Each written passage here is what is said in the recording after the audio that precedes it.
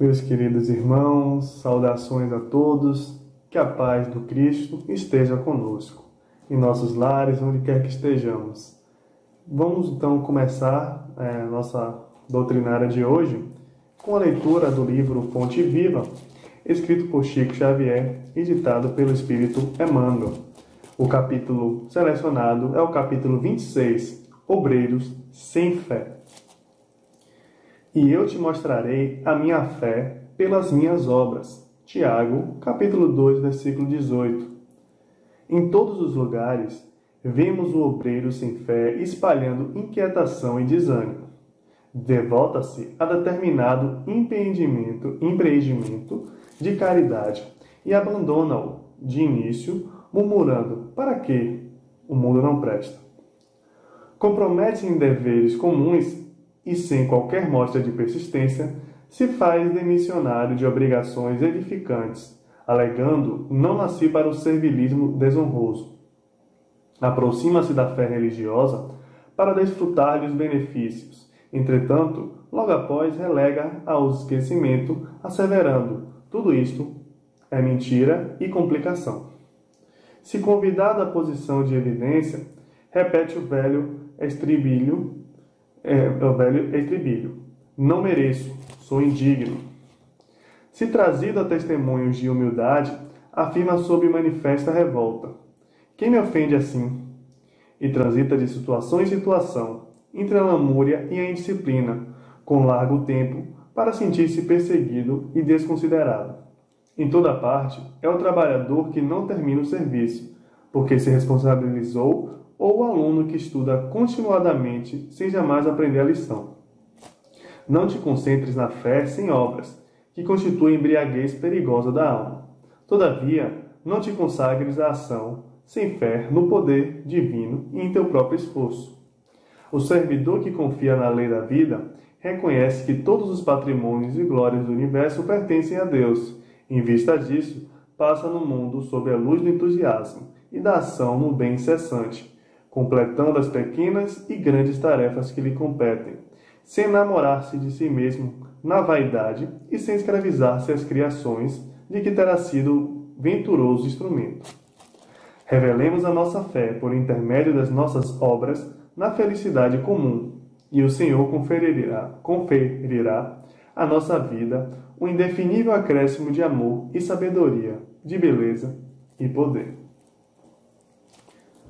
Após essa leitura, vamos então agora para o momento da prece inicial. Amado Mestre Jesus e toda a equipe espiritual presente, rogamos apoio para a execução das atividades e que esta possa ser realizada da melhor forma possível. Que todos nós que estamos em nossos lares assistindo a essa palestra, a essa exposição, possamos estar atentos e receptivos às boas energias, aos ensinamentos, e que possamos desfrutar da melhor forma possível. Com a tua permissão, Senhor, vamos então começar a exposição de hoje. Que assim seja. Com a palavra, então, nosso querido irmão James, que irá ser o expositor de hoje. Muita paz aos caros irmãos e irmãs, a esta instituição espírita que sempre tem levado a mensagem do Cristo Jesus. Falar de Jesus como a essência do Espiritismo, dessa doutrina rediviva, nos convida a grandes reflexões da grande missão espiritual do Mestre Jesus, quando aqui esteve com todos nós. Quando o amor veio à Terra. Quando o amor veio à Terra, era a presença deste grande coágulo de luz que permaneceu entre todos nós durante 33 anos terrestre. Era a grande jornada do Espírito mais perfeito que conviveu conosco, trazendo a sua boa nova, a boa nova da esperança para as almas humanas em trânsito neste mundo que é conhecido como provas e expiação e que caminha de passos largos para uma nova trajetória do mundo em regeneração. Quando o amor veio à Terra, foi a presença do Filho do Homem entre todos nós, o próprio governador espiritual da Terra, iria realizar a sua supervisão, a sua grande orientação para todos nós, quando ele teria como função específica de supervisionar, de administrar a aplicabilidade das suas parábolas terapêuticas para esse reino em litígio, para esse reino em busca da supremacia dos valores espirituais. Jesus, quando iniciou o seu grande projeto espiritual, iria no velho mundo da antiga Roma, dos Césares, ele iria lançar as suas redes para iniciar em pescar as novas almas humanas para o reino de Deus, para o reino deste grande arquiteto divino, conforme está inserida na primeira pergunta do Livro dos Espíritos, que é Deus. E os Espíritos iria responder ao codificador Allan Kardec que Deus é a inteligência suprema, a causa primeira ou primária de todas as coisas. Jesus iniciou seu grande projeto de reformulação ética e moral para a humanidade, quando na Galileia, no mar de Genezaré, ele inicia convidando aquele que seria um dos grandes trabalhadores do cristianismo redivivo, um dos grandes apóstolos da época, que seria conhecido nos anais da história da humanidade como o apóstolo, o grande apóstolo Simão Pedro.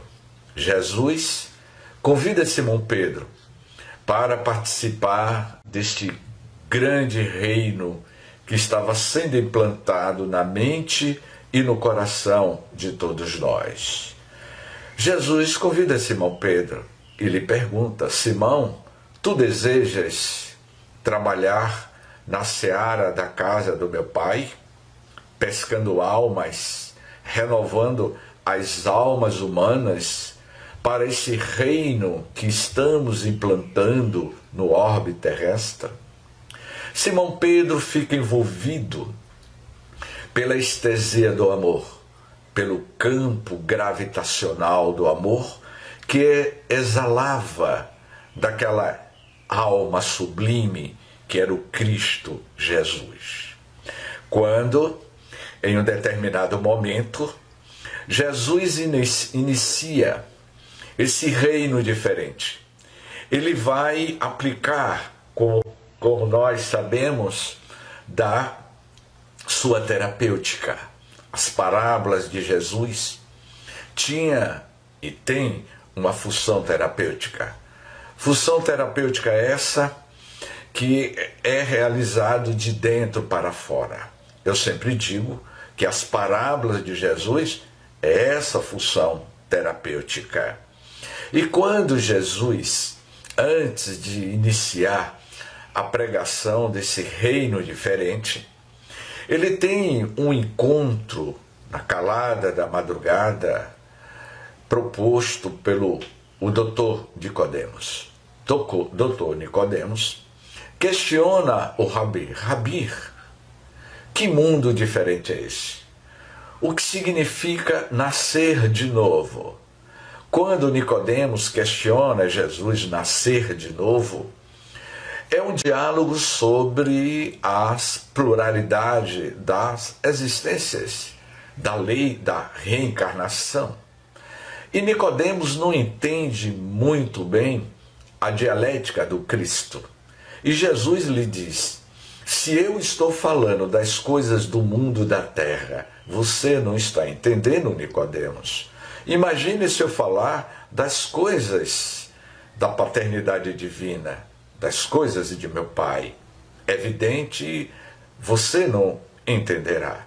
Eu hei de vos enviar um Consolador prometido. E quando Jesus falava do Consolador prometido, ele estava se referindo para que, no futuro da humanidade, ele iria revelar para o mundo, milênios depois, aquilo que até o presente momento ele não poderia falar por conta da maturidade psicológica do entendimento do teu evangelho para a Galileia, para a Palestina. Jesus, durante a sua trajetória, convivendo com as pessoas mais simples, os mais necessitados e também alguns doutores da lei, ele estava sempre contextualizando a sua linguagem através de parábolas, através de metáforas, como por exemplo, quando Jesus abordou a questão da parábola do joio e do trigo, Jesus estava se referindo em uma das suas mais belas metáforas, porque ele tinha que contextualizar a sua linguagem cósmica universal para uma linguagem de entendimento do nível da maturidade da civilização de então. Então Jesus conta a parábola do joio e do trigo. Havia um fazendeiro, e este fazendeiro tinha um vizinho. Era um vizinho invejoso, egoísta, e por ser invejoso e egoísta, desejando prejudicar esse fazendeiro, seu vizinho, joga uma semente venenosa, que é o joio. O joio é uma semente venenosa. E ele joga, na calada da madrugada, esse joio na plantação do trigo desse fazendeiro vizinho. No outro dia, os empregados vão identificar que entre a plantação do joio na plantação do trigo havia sementes do joio jogada pelo fazendeiro maldoso. E aí os empregados perguntam ao senhor da fazenda: senhor, queres que eu arranque o joio? E qual foi a resposta que o fazendeiro deu? Não, deixai que ambos cresçam, o joio e o trigo, porque num determinado momento haverá a seleção natural. Se eu arrancar agora, certamente eu vou arrancar junto o trigo. E na medida que ambos forem crescendo, o joio e o trigo, vamos perceber a diferença de um para com o outro. Nós sabemos que o joio é uma erva daninha, é uma erva venenosa, mas ele é muito semelhante ao trigo. O joio chega a uma altura de 1,50 m aproximadamente. O trigo chega a uma altura de 1,20 m. Eles são muito semelhantes. Um é venenoso, mas o outro é a seiva da vida. Então, quando Jesus conta esta fábula, esta parábola, Jesus está afirmando que o bom, a criatura humana ruim, convive com a criatura humana boa. Que a luz convive com a sombra simultaneamente até um determinado momento do nosso estágio. Jesus iria dizer que a seleção natural da separação do joio do trigo, da alma, das criaturas humanas, que todos nós convivemos juntos, no momento do nosso retorno à paternidade divina, ao mundo espiritual, haverá, pela questão de autoconsciência nossa, o nosso próprio julgamento. Quando Jesus se referia também à parábola da porta estreita, Essa parábola da porta estreita tem, de certa forma, a essência mais pura da doutrina espírita que iria aparecer na Terra 1857 anos depois, com o advento da codificação dos Espíritos para a humanidade, o Livro dos Espíritos para a humanidade. Mas, relembrando essa relação entre as parábolas de Jesus, que é a essência mater da doutrina dos Espíritos, na porta estreita, Jesus iria afirmar também que é muito fácil adentrarmos pelas portas fartas da vida humana, as facilidades do mundo de César, a questão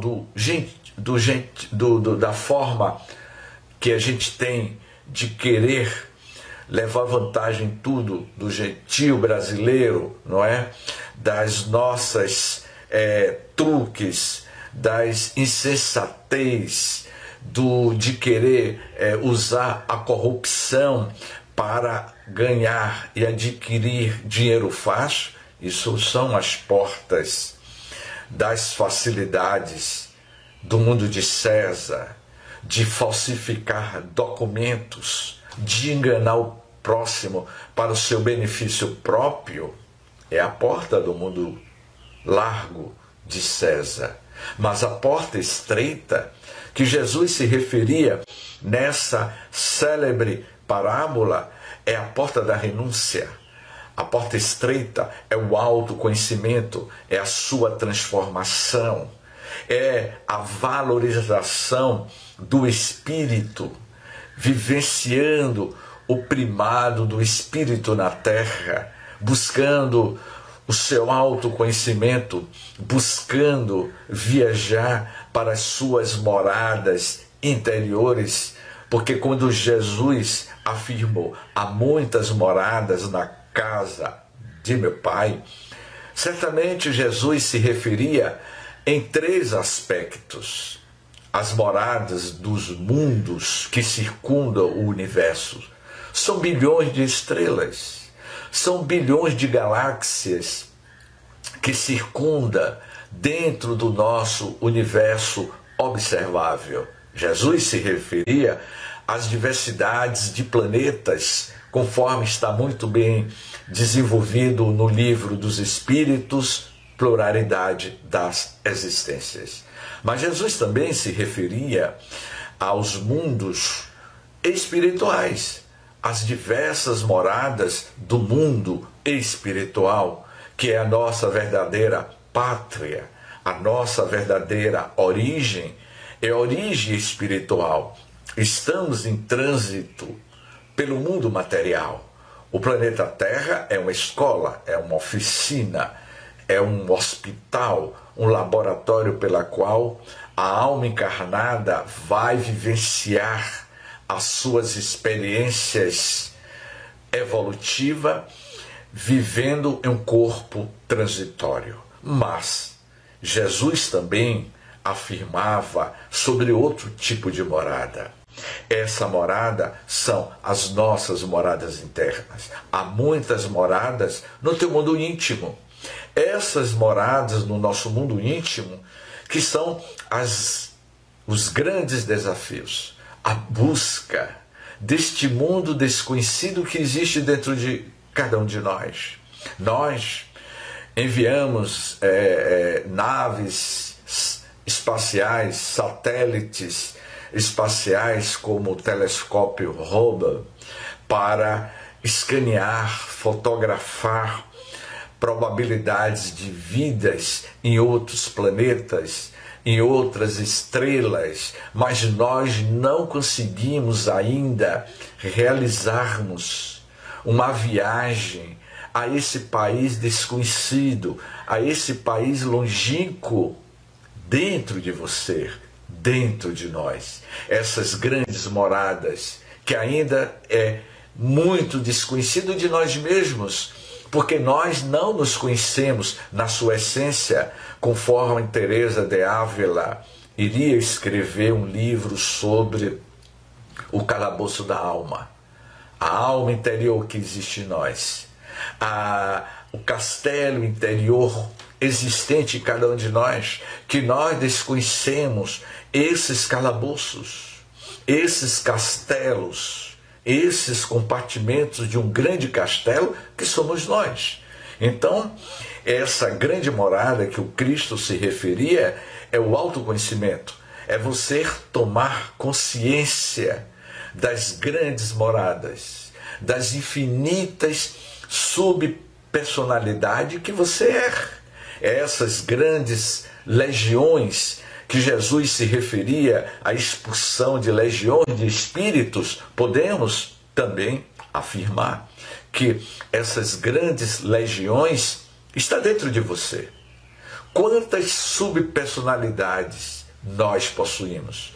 Das infinitas reencarnações ao longo do tempo, na linha do tempo, quantas reencarnações já tivemos? São inúmeras personalidades, são legiões desconhecidas de nós mesmos. Então, viajar para dentro de si, nessa busca desse homem desconhecido, como Leon Denis iria afirmar no livro O Problema do Ser, do Destino e da Dor, e que ele vai falar sobre o homem, este ser desconhecido de si mesmo, porque nós buscamos entender o outro, buscamos querer descobrir ou vivenciar esse mundo de regeneração. E esse mundo de regeneração está muito associado a essas novas moradas. O mundo de regeneração está dentro de você. O mundo de provas e expiações também está dentro de você. O mundo de regeneração se inicia em você mesmo.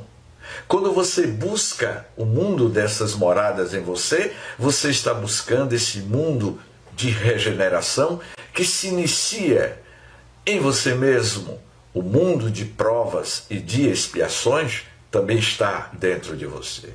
Falamos muito de que o planeta Terra está saindo do seu processo de mundos de provas e expiações para o mundo de regeneração. Mas há que considerar que esse mundo de regeneração se inicia em você. Você pode ser uma pessoa sem condições financeiras nenhuma, uma pessoa que mora em um casebre, mas no seu mundo íntimo ele já vive o seu mundo de regeneração.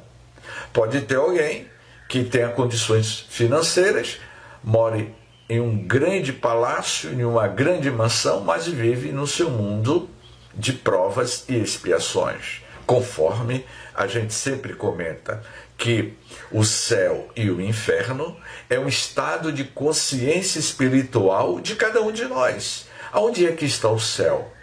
Aonde é que está localizado o inferno? Céu e inferno nada mais é do que um estado de consciência nossa, conforme o próprio Emmanuel, no livro Pensamento e Vida, Emmanuel vai dizer: o pensamento cria a vida que procuramos. Que tipo de vida nós estamos procurando? Que tipo de mundo nós estamos projetando para nós mesmos? O mundo reflete o estado emocional e psíquico de todos os seus moradores.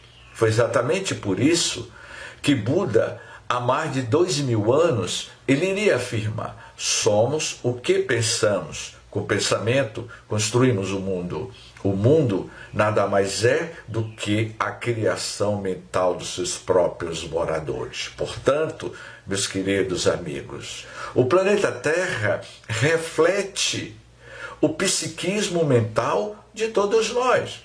Foi exatamente por isso que Jesus seria esse grande divisor de águas. O planeta não seria mais o mesmo quando Jesus colocou as suas primeiras pegadas na velha Galileia e na Palestina. Em um determinado momento, quando ele já estava nos últimos instantes da sua trajetória na terra, no monte do Gólgota, sendo crucificado, ele iria dizer, ele iria sintetizar a tua boa nova nesta frase: Pai, perdoa, pois eles não sabem o que fazem. Jesus falava ali, sendo crucificado entre dois malfeitores, de que a proposta do teu amor é a proposta do perdão. Perdoa, Pai, pois eles não sabem o que fazem. 1857 anos depois, com o advento do Consolador prometido, o mundo seria sacudido por uma grande bússola de orientação. O Livro dos Espíritos iria surgir na França, Paris, no dia 18 de abril do ano de 1857.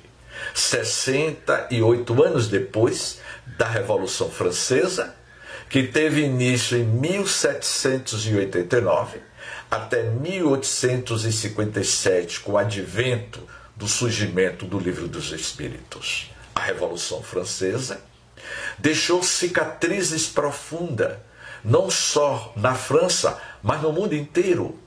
O mundo foi sacudido com a grande Revolução Francesa. E o Livro dos Espíritos iria surgir décadas depois, 68 anos depois, para ser esse roteiro seguro. Era a revelação dos Espíritos para a humanidade.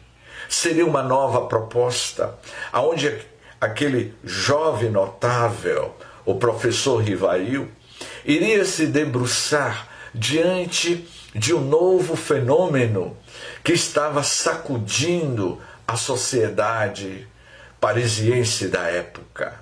O mundo estava assombrado com as mesas girantes. Os espíritos começariam a falar na sociedade parisiense de estudos espíritas, na presença daquelas jovens que seriam as pioneiras, os instrumentos de comunicação dos espíritos para ditar esta obra notável que foi o Livro dos Espíritos. O Espiritismo, conforme todos nós sabemos, é o cristianismo redivivo na sua mais pura essência. Seria esse cristianismo redivivo em uma nova linguagem, em uma nova terminologia pedagógica para o século XIX, em que o Livro dos Espíritos iriam nos apresentar novas diretrizes.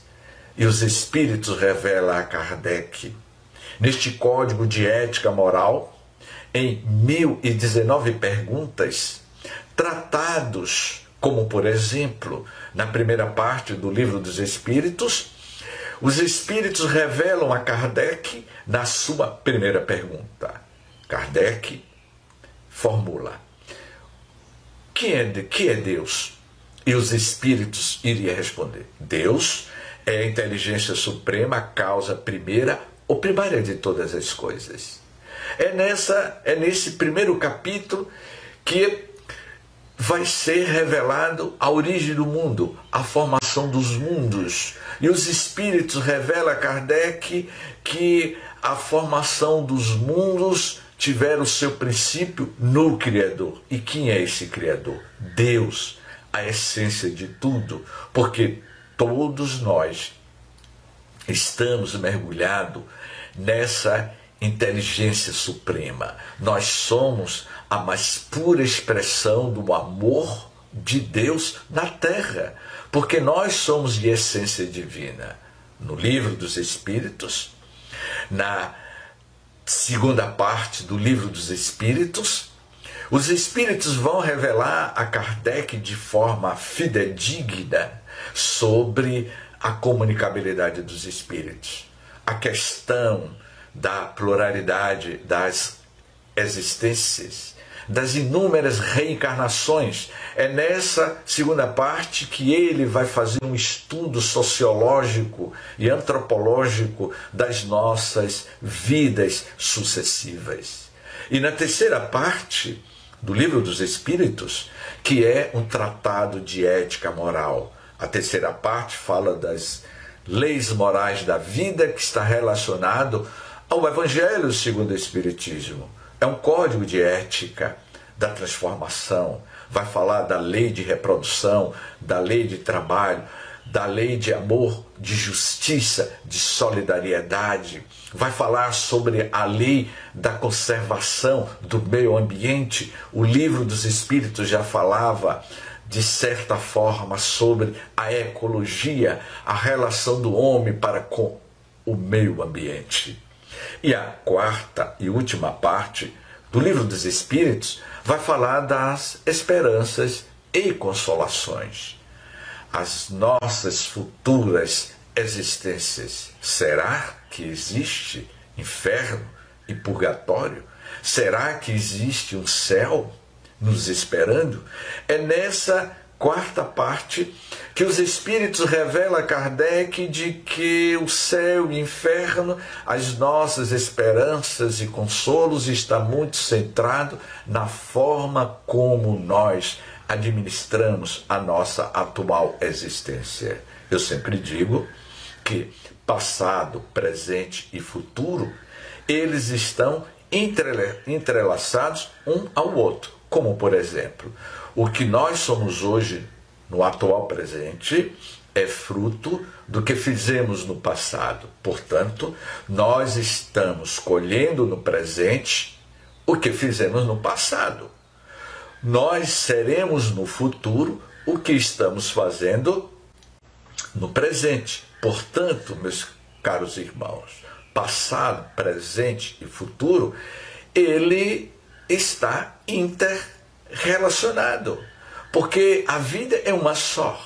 A vida do ser espiritual, conforme os espíritos responderam a Kardec, que o espírito é o princípio inteligente do universo. Sendo o princípio inteligente do universo, nós só temos uma única vida. Temos corpos diferentes, em períodos encarnatórios diferentes, mas o princípio inteligente do universo, que é o espírito, ele é eterno. E periodicamente ele se manifesta na Terra em corpos diferentes, conforme nós conhecemos como um dos grandes dogmas da filosofia espírita, da ciência espírita, que é o dogma da reencarnação, o retorno à vida corporal como instrumento de crescimento, de evolução espiritual do ser, que ainda se encontra no nível da raça humana, no estágio deste planeta que tem essa função terapêutica da elaboração, da transformação da criatura humana ainda em vida. Portanto, o Livro dos Espíritos, a codificação espírita, é essa mensagem alvissareira apresentado pelo grande governador espiritual do nosso orbe terrestre. Todos nós sabemos que o nosso planeta tem aproximadamente 0,5 bilhões de anos de evolução. E ele, na qualidade de governador espiritual da Terra, ele tem, ao longo da sua administração, junto com seus prepostos diretores espirituais, que cuida da evolução ética, moral e climática da Terra, propostas de nos impulsionarmos para a nossa evolução. Sabemos muito bem que é um grande projeto em andamento, como, por exemplo, estamos em meio a uma grande pandemia que já ceifou milhares de vidas em várias partes do mundo. Nós sabemos que essas pandemias, como ocorreu no início do século XX, 1917 a 1919, o mundo foi sacudido pela gripe espanhola. E a gripe espanhola, naquele período de 3 anos, ceifou 50 milhões de vidas.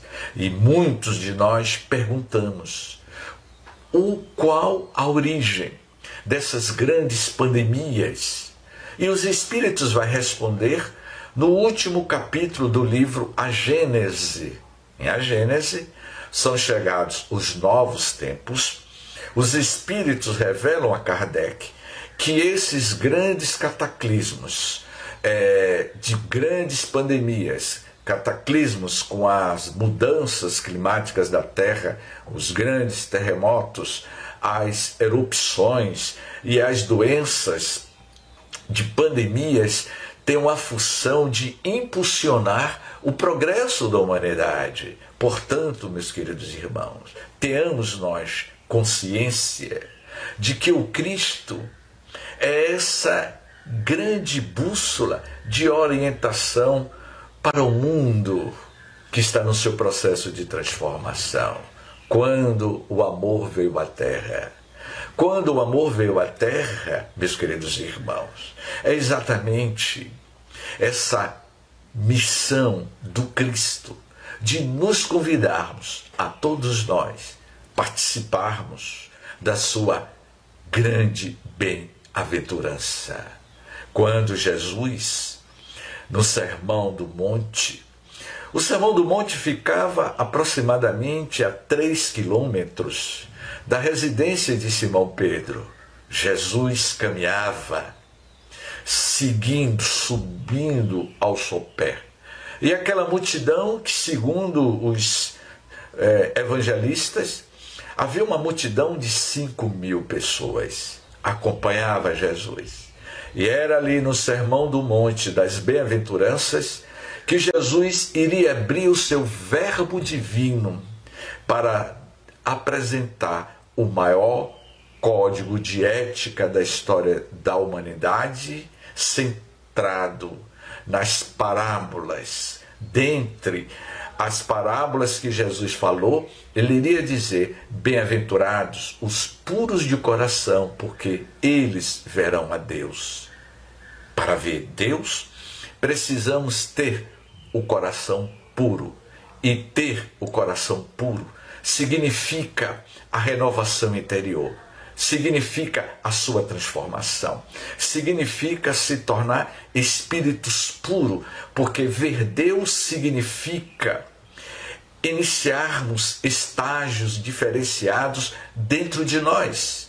Dentro desse estágio existente dentro de nós, é uma renovação, é uma transformação, é uma constante de viagem no seu mundo interior. Portanto, meus queridos irmãos, estamos nas nossas considerações finais de percebermos que Jesus é a essência do cristianismo redivivo, dessa doutrina espírita que tem nos proporcionado, no dizer de André Luiz, os espíritas são os milionários da felicidade. E por que nós somos os milionários da felicidade? Porque a doutrina espírita nos lança de súbito a uma proposta de uma grande revolução dentro de você mesmo. A doutrina espírita, ela tem essa proposta de lhe revelar algo que até então era desconhecido de você mesmo. Portanto, meus queridos irmãos, que tenhamos Jesus como o alfa e o ômega na nossa trajetória de evolução pelos caminhos da vida. Que possamos, diante desses grandes desafios que estamos enfrentando, façamos uma reflexão. Afinal de contas, o que eu estou fazendo diante desta grande pérola que é os postulados da doutrina espírita, que vai me servir para as futuras reencarnações, que vai me servir em mudar a minha postura, a forma como eu penso, como eu ajo diante dos grandes desafios da vida. Que o Mestre Jesus nos abençoe, nos dê força e referência para o nosso crescimento espiritual. Gratidão a todos, que Jesus nos abençoe. Após então essa palestra edificante e engrandecedora para o nosso crescimento intelecto-moral, vamos fazer a oração de encerramento. Amado Mestre Jesus e a equipe espiritual, agradecemos pela oportunidade de mais um dia em que estamos aptos a receber tais ensinamentos, que podemos desfrutar desse conteúdo. Agradecemos a todos da equipe espiritual que aqui se fizeram nos diversos lugares, nos diversos lares, nos apoiando e trazendo o melhor possível do trabalho. Com a tua permissão, então, Senhor, damos por encerrado a doutrinária de hoje. Que assim seja.